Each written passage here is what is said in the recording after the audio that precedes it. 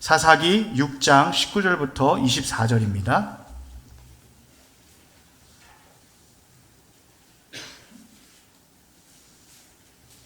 구약성경 사사기 6장 19절부터 24절까지 교독하겠습니다.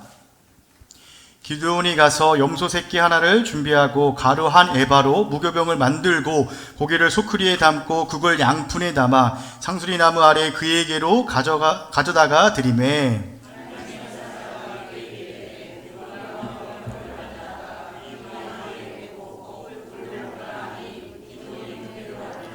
여호와의 사자가 손에 잡은 지팡이 끝을 내밀어 고기와 무교병에 대니 불이 바위에서 나와 고기와 무교병을 살랐고 여호와의 사자는 떠나서 보이지 아니한지라.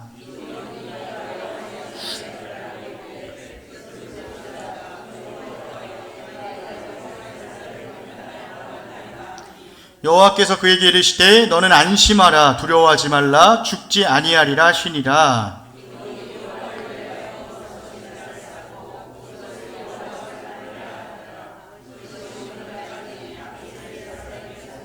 에브라에 있더라. 아멘. 오늘도 하나님 앞에 예배하기 위해서 예배 자리로 나오신 우리 모든 성도님들을 환영하고 축복합니다. 오늘은 이 사사기 6장의 말씀을 통해서 여호와 샬롬이라는 제목으로 함께 말씀의 은혜를 나누기를 원합니다. 성도님, 우리가 살아가는 이 시대를 우리가 평안의 시대라기보다는 불안의 시대로 그렇게 보는 것이 어쩌면 더 편할 것 같습니다. 정말로 여러 가지 문제들로 인해서 우리는 평안보다는 불안 속에서 살아갑니다. 그렇다면 우리의 삶 가운데 이렇게 불안을 주는 불안의 요소들은 어떤 것들이 있을까요? 우리 한반도의 지금 상황을 볼 때에 아마 전쟁이라는 그러한 불안의 요소가 우리의 평안을 위협할 것입니다. 성도 여러분, 혹시 우리가 살고 있는 이 대한민국이 아직도 전쟁 중이다라고 말하면 믿으실 분들이 계시겠습니까? 1950년 6월 25일 이제 북한의 남침으로 인해서 한국전쟁이 발발했죠. 그리고 이제 그 전쟁이 3년 1개월 만인 1953년 7월 27일에 휴전협정을 통하여서 전쟁이 지금 잠시 멈추어진 상태입니다. 그러니까 전쟁이 아예 끝난 것이 아니라 잠깐만 쉬고 있기 때문에 아직도 우리는 전쟁 중이라는 것이죠. 그렇기 때문에 북한은 계속해서 우리나라를 도발합니다. 천안함 사건 등이라든지 백령도의 폭격 사건이라든지 이러한 도발을 하는데 또 우리가 그러한 도발의 현장을 통해서 느낄 수 있는 것은 전쟁이 그렇게 참혹하구나, 너무나 무섭구나라는 것을 우리가 경험할 수 있습니다. 이처럼 오늘날에도 우리는 전쟁의 불안의 위협 속에서 살아가고 있습니다. 또한 우리를 불안하게 하는 것이 무엇입니까? 오늘날로 봤을 때 전염병, 간염병이 우리를 불안 속에서 살아가게 합니다. 최근에 질병청에서 보고한 것이 있어서 한번 봤는데 어떤 건가 봤더니 2003년에 사스로부터 2008년도에 신종플루, 2016년도에는 메르스, 그리고 2019년도에는 코로나, 이렇게 감염 질병들이 계속해서 이어지는데 그 발병되는 속도가 점점점 빨라지고 있다는 것입니다. 그리고 그 전염의 강도라든지 그 병균의 강도가 더욱더 심해지고 있다는 것을 보고를 했습니다. 이처럼 이렇게 우리가 아직도 코로나 시대를 살아가고 있는데 제가 이번 주에 같이 공부했던 동기 전도사님이랑 연락을 한 적이 있는데 지금 현재 상황 코로나에 걸려가지고 열이 39도까지 올라가서 정말 죽을 뻔했다라고 말을 하였습니다. 이 코로나라는 전염병이 아직도 진행 중이라는 것이죠. 우리는 지금도 계속해서 이 전염병의 불안 속에서 살아가는데 이 코로나가 종식된다 하더라도 분명 새로운 또 다른 전염병으로 인해서 우리가 그 불안감을 떨치지 못할 것입니다. 이뿐만이 아니라 여러 가지 자연재해 등으로 인해서 우리가 언제 어디서 무슨 일이 일어날지 모르는 그러한 불안함 속에서 살아갑니다. 이처럼 우리는 평안의 시대라기보다는 불안의 시대 속에서 살아가고 있습니다. 그런데 오늘 함께 읽은 이 말씀 가운데 보니까 이 사사 기드온도 평안의 시대라기보다는 불안의 시대 가운데 살아갔던 자였음을 말씀하고 있습니다.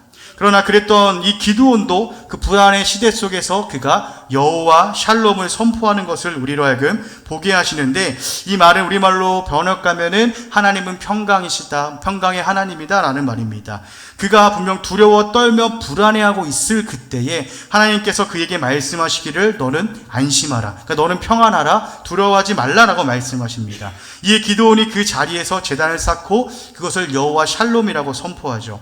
그리고 그는 자신이 선포한 대로 여호와 샬롬의 삶을 살아가는 것을 보여줍니다. 그렇다면 불안의 시대 속에서도 그가 여호와 샬롬을 선포하였는데, 이러한 기드온의 삶을 통하여서 동일하게 우리가 불안의 시대를 살아가는데 우리들에게 주시는 그러한 메시지는 무엇인지 함께 말씀을 통해서 나누어 보았으면 좋겠습니다. 먼저 여호와 샬롬은 하나님께서 먼저 찾아오심으로부터 시작되는 것을 말씀하십니다. 함께 사사기 6장 11절과 12절 말씀 같이 읽겠습니다. 시작.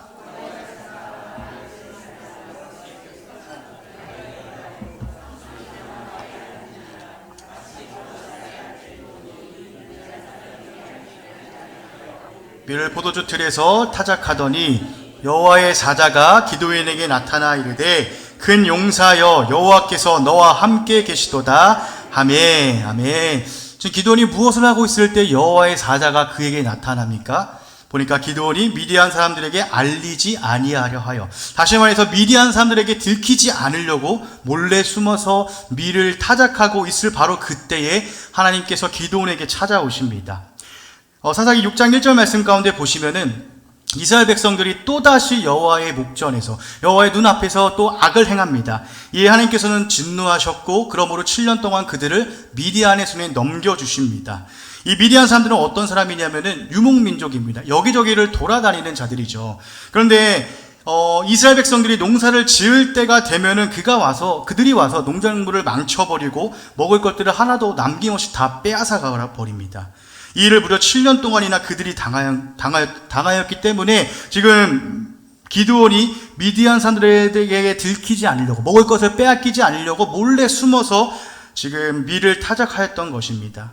기드온이 얼마나 불안했을까요? 7년 동안 그러한 일을 겪었기 때문에 또 내가 언제 먹을 것을 빼앗길 수도 있겠다라고 그러한 불안함 속에서 몰래 숨어서 그렇게 하고 있었습니다. 그런데 이러한 불안함 속에서 살아갔던 기드온에게 하나님께서 찾아오신 것이죠. 그리고 심지어 그를 사사로 세우십니다. 그러나 믿음이 연약한 기드온은 하나님 앞에 말하죠. 자신을 세우신 그 하나님께서 정말 하나님 되심을 보여달라, 그 표징을 보여달라라고 요구합니다. 이 하나님께서는 이러한 표징을 보여주시는데 20절과 21절도 같이 읽겠습니다. 시작. 하나님의 사자가 그에게 이르되 고기야 무교병을 가져다가 이 바위 위에 놓고 국을 부으라 하니 기드온이 그대로 하니라. 여호와의 사자가 손에 잡은 지팡이 끝을 내밀어 고기야 무교병에 대니 불이 바위에서 나와 무교병을 살랐고 그는 떠나서 보이지 아니한지라. 아멘. 지금 기드온이 여호와의 사자에게 하나님 앞에 예물을 드리기 위해서 가져왔던 것들, 무교병과 고기를 바위 위에 올려놓고 또 드리기 위해서 가져왔던 국을 그 위에 부어서 적시라고 하는 것입니다. 인간의 상식으로는 국에 젖은 고기와 무교병은 분명 불에 타지 않습니다. 그러나 여호와의 사자가 손에 잡은 지팡이를 가지고 고기와 무교병이 되니까 그 바위에서 순식간에 불이 타올라서 그 모든 것들을 다 불살라 버립니다. 인간의 상식을 뛰어넘는 일을 보여주심으로 말미암아 그가 하나님 되심을 보여주고 계신 것이죠. 이제 기드온이 어떠한 반응을 보여줘야 됩니까? 그가 원하는 대로 정말 하나님께서 주되심을 보여주십니다. 그렇다면 기드온이 그 하나님 앞에 감사하며 기쁨으로 즐거움으로 예배하고 하나님께서 말씀하신 대로 담대함을 가지고 나아가서 아말렉 사람들로부터 이스라엘 백성들을 구원하는 그러한 모습을 보여줘야 됩니다. 그런데 그의 모습은 우리의 예상을 뛰어넘습니다. 이러한 기적을 경험한 기드온은 오히려 두려움에 휩싸이게 되죠. 왜냐하면 그가 하나님을 대면하여 보았다라는 그것에 꽂혀있기 때문입니다. 출애굽기 19장에서 보면은 하나님께서 이스라엘 백성들에게 경고하시는 것이 있습니다. 우리 출애굽기 19장 21절 어떤 경고인지 함께 읽겠습니다. 시작. 내려가서 백성을 경고하라. 백성이 밀고 들어와 나 여호와께로 와서 보려고 하다가 말이 죽을까 하노라. 아멘. 지금 이스라엘 백성들을 향하신 하나님의 경고는 그들이 하나님을 보기 위해서 하나님께 가까이 나아옴으로 말미암아 죽음을 면하지 못할 것을 경고합니다. 그렇다면 왜 이들이 하나님을 보고자 할 때 죽임을 당하게 될까요? 다음 절인 22절 가운데 답을 찾아볼 수 있는데 우리 다음 절도 같이 읽겠습니다. 시작. 제사장들에게 그 몸을 성결하게 하라. 나 여호와가 그들을 칠까 하노라. 아멘. 하나님께 가까이 나오는 저 제사장들에게 명령하시는, 경고하시는 것은 그들의 몸을 성결하게 하라는 것입니다. 왜냐하면 그들이 성결하지 못하고 죄 가운데 더러움으로 하나님 앞에 가까이 나아올 때에 거룩하신 하나님께서 그것들을 참지 못하시고 죄로 물든 그들을 치심으로 말미암아 생명을 거두어 가실 것이기 때문입니다. 그렇다면 인간이 하나님을 대면하여 볼 때에 죽음을 면하지 못할 이유는 단 한 가지입니다. 그들이 거룩하지 못하기 때문이죠. 왜냐하면 우리 모든 인간은 다 죄인입니다. 죄인이기 때문에 거룩하신 하나님의 얼굴을 대면하여 본다는 것 자체가 어떻게 보면은 불경스러운 일이고 죽어 마땅한 일일 것입니다. 그러므로 기드온이 하나님을 대면하여 봄으로 말미암아 자신의 죄악된 모습 때문에 죽을까 두려워 떠는 것은 어쩌면 당연한 것이죠. 그러나 이렇게 두려워 떠는 기드온에게 하나님께서 말씀하십니다. 하나님께서 평안을 선포하시는데 우리 6장 23절 말씀 같이 읽겠습니다. 시작. 여호와께서 그에게 이르시되 너는 안심하라, 두려워하지 말라, 죽지 아니하리라 하시니라.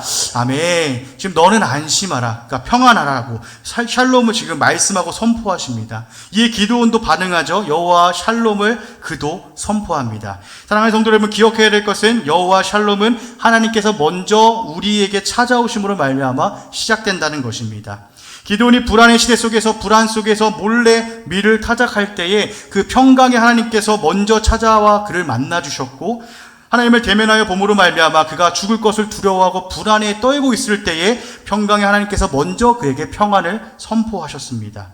그러므로 이제 기드온에게 여호와 샬롬의 은혜가 시작되는 것을 봅니다. 사랑하는 성도 여러분, 기드온에게 먼저 찾아오셔서 참된 평안을 선포하신 그 하나님께서 오늘날 살아가는 주의 성도들인 우리 가운데도 이미 먼저 찾아와 평안을 선포하셨습니다. 그렇기 때문에 믿는 자들이 세상의 환난과 핍박 속에서도 평안할 수 있는 이유는 하나님께서 이미 우리 가운데 찾아오셔서 참된 평안을 주셨기 때문입니다. 그렇다면 우리는 이를 어떻게 알 수 있을까요?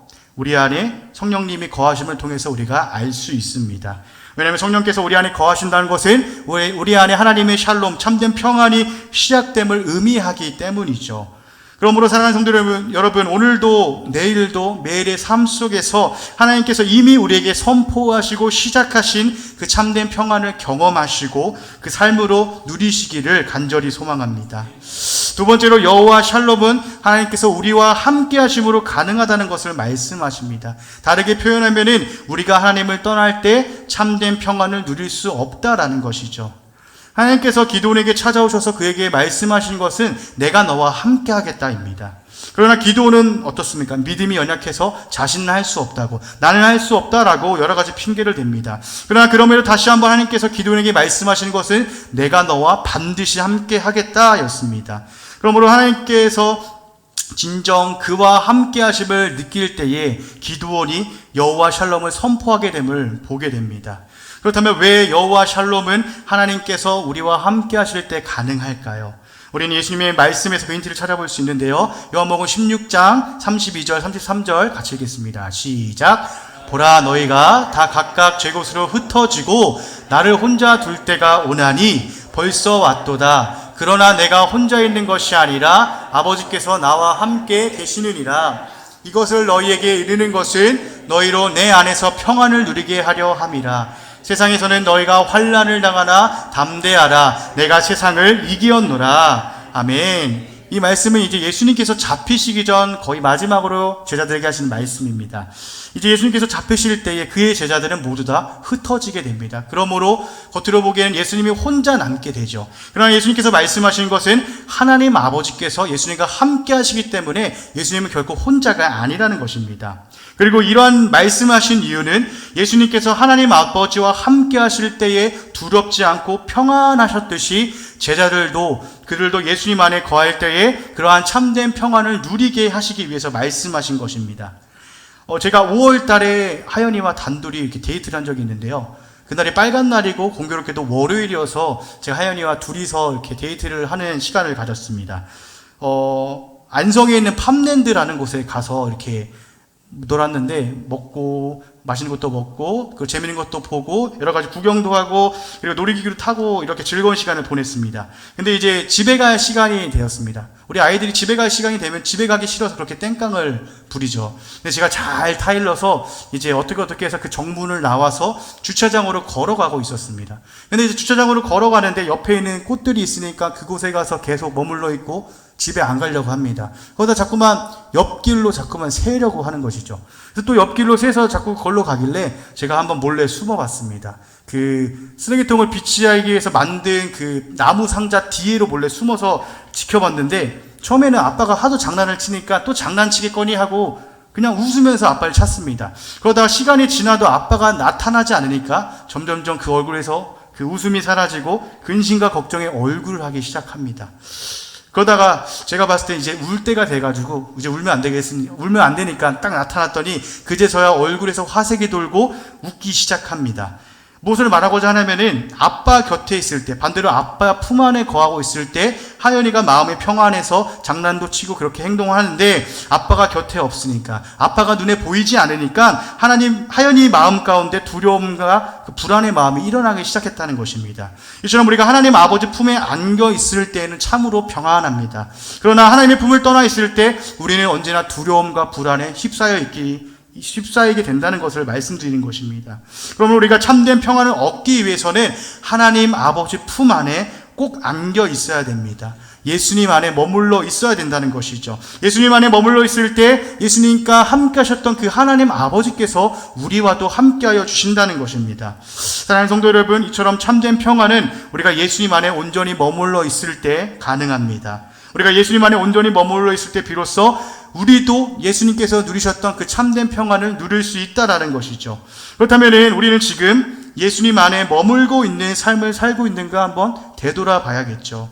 만약에 내 삶 가운데 평안이 없고 그러한 불안과 그러한 두려움 속에서 살아가고 있다면 지금 우리 자신의 영적인 상태를 한번 되돌아봐야 된다는 것입니다. 예수님 안에 살아가고 있는지 아니면 예수님을 떠나서 하나님의 품을 떠나서 세상 가운데 살아가고 있는지 한번 우리가 되돌아보고 점검해야 됩니다. 왜냐하면 참된 평안은 정말로 예수님 안에 머물러 있을 때, 하나님 안에 있을 때만 가능하기 때문입니다. 사랑하는 성도 여러분, 오늘도 예수님 안에서 온전히 머무름으로 말미암아 하나님께서 함께 하심을 느끼고 우리와 함께 하시는 그 하나님께서 주시는 참된 평안을 누리는 우리 모두가 되기를 주님의 이름으로 축원합니다. 세 번째로, 여호와 샬롬은 연약한 우리들을 담대하게 만들어줍니다. 이 기드온이 포도주 틀에서 몰래 밀을 타작할 때에 하나님께서 그에게 찾아오셔서 그를 이렇게 부릅니다. 큰 용사여 라고 부르죠. 그렇다면 하나님께서 어떤 이유 때문에 기드온을 큰 용사로 부르고 있습니까? 기드온의 현재 상황을 봤을 때 그가 미디안 사람들의 눈을 피해서 들키지 않으려고 몰래 숨어서 밀을 타작하고 있었습니다. 그런데 이런 그에게 찾아오셔서 큰 용사여라고 부르십니다. 여러분, 기드온을 향하신 이 하나님의 말씀이 납득이 가십니까? 우리가 생각하기로는 기드온의 모습이 하나님께서 큰 용사로 부를 만큼 그렇게 용감해 보이지는 않은데 하나님께서는 그에게 큰 용사라고 부르십니다. 우리는 하나님께서 그렇게 부르신 이유를 그 큰 용사여라고 부르신 그 다음 말씀을 보면은 깨닫게 되는데, 함께 12절 말씀 다시 한번 읽겠습니다. 12절 시작.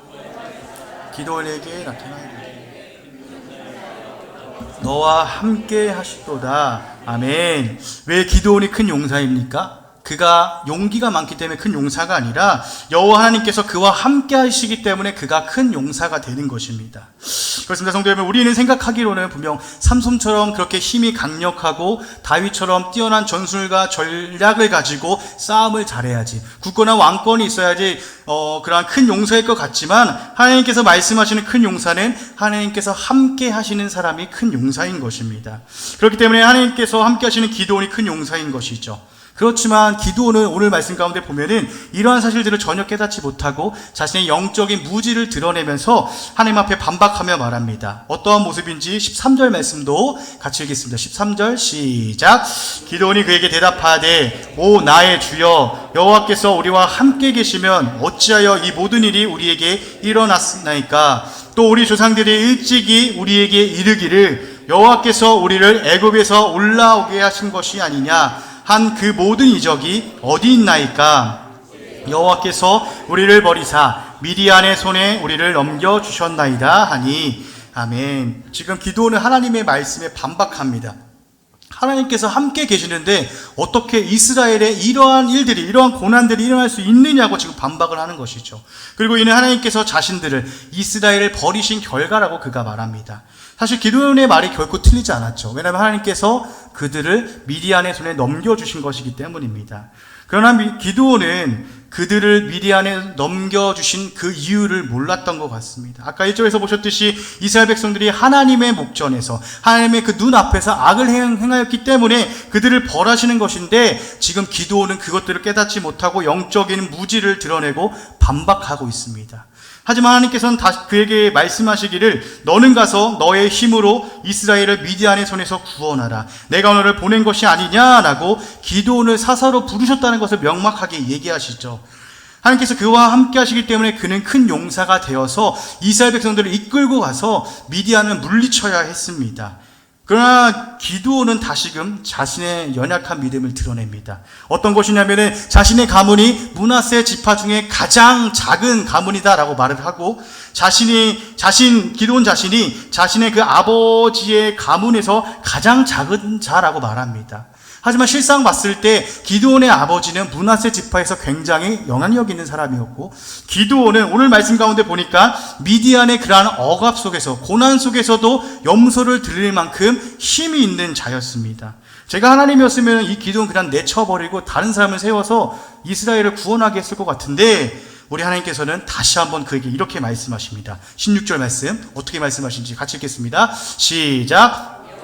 그에게 이르시되 내가 반드시 너와 함께 하리니 내가 미디안 사람 치기를 한 사람 치듯 하리라 하시니라. 아멘. 지금 하나님께서 기드온에게 다시 말씀하신 것은 내가 너와 함께 하겠다라는 것입니다. 근데 그냥 함께 하는 것이 아니라 반드시 내가 너와 함께 하겠다라고 말씀하십니다. 그러므로 기드온이 큰 용사가 되어서 미디안을 칠 것인데 한 사람 치듯이 쉽게 칠 것을 말씀하시죠.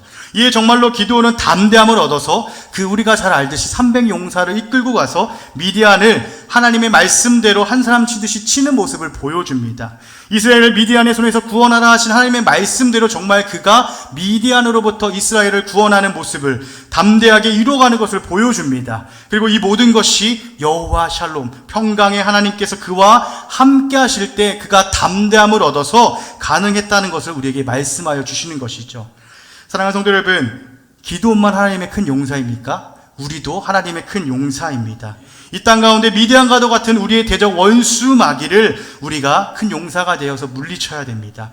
그리고 우리는 평강의 하나님께서 우리와 함께 하시기 때문에 우리는 그분으로부터 평안을 얻고 담대함을 얻어서 우리의 대적들을 반드시 물리칠 수 있습니다. 그러므로 오늘도 하나님의 샬롬의 은혜를 가지고 살아가실 때에 하나님께서 주시는 담대함으로 우리의 원수들을 마땅히 이기고 마침내 구원을 완성하는 우리 모두가 되기를 주님의 이름으로 축원합니다. 사랑하는 성도 여러분, 오늘 이 기드온을 부르시는 이 말씀을 통하여서 우리가 기억해야 될 것은 여호와 샬롬은 우리로부터, 그러니까 우리의 어떠한 공로로부터 시작되는 것이 아니라 하나님께서 우리에게 먼저 찾아오심으로 말미암아 시작된다는 것입니다. 그리고 여호와 샬롬은 평강의 하나님께서 우리와 함께 하실 때, 우리가 온전히 그 예수 그리스도 안에 머물러 있을 때 가능하다는 것입니다. 그렇기 때문에 사랑하는 성도 여러분, 이 불안의 시대 가운데 우리가 참된 평안을 얻기 위해서 온전히 붙잡아야 할 분은 오직 하나님 한 분뿐이십니다. 왜냐하면 우리가 온전히 붙잡아야 될 그 하나님께서는 평강의 하나님이심을, 여호와 샬롬이심을 우리에게 말씀하여 주고 있기 때문이죠. 그러므로 사랑하는 성도 여러분, 평강의 하나님 품 안에서 온전히 머물러 살아가시기를 간절히 소망합니다. 또한 그러므로 하나님 안에 온전히 머물러 있을 때 우리에게 주시는 참된 평안을 온전히 경험하고 그 평안 속에서 담대함을 얻어서 이 세상을 마땅히 이기는 승리자의 삶을 살아가는 우리 모두가 되기를 주님의 이름으로 축원합니다.